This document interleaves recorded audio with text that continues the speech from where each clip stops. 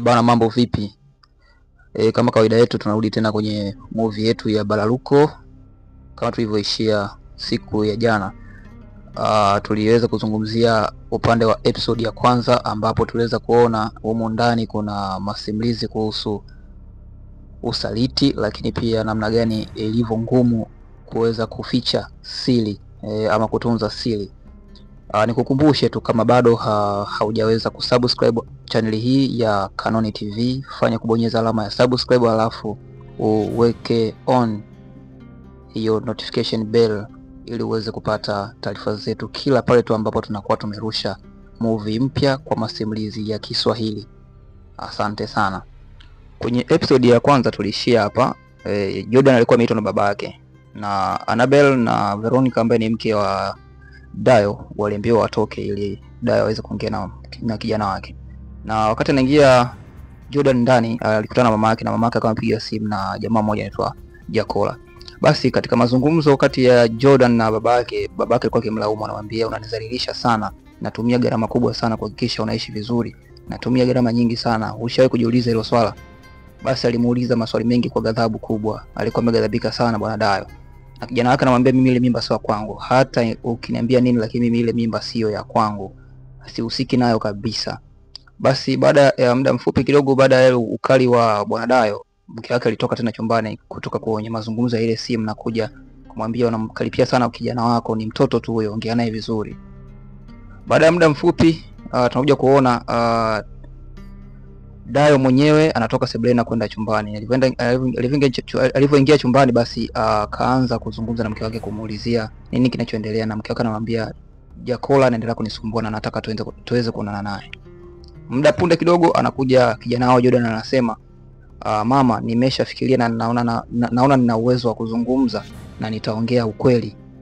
Basi Gabo anamwambia kijana wake tumia akili kwa kumuonyesha kwa ishara ya kidole, lakini anatoka nje na kukutana na binti Annabel kwenda kuzungumza naye.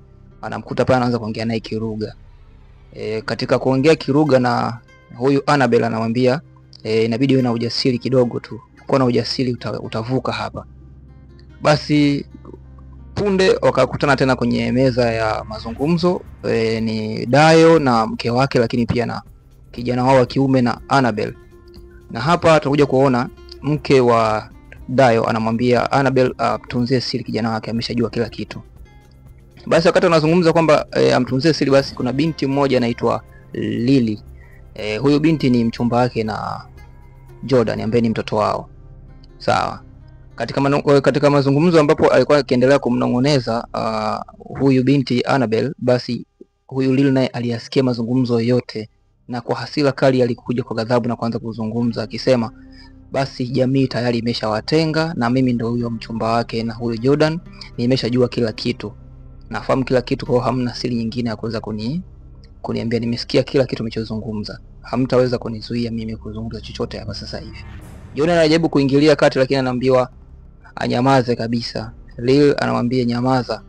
Basi wanakaa kimya na kimya kinatawala, na hapa anayeongoza kuzungumza basi aliendelea kuzungumza huyu Lil.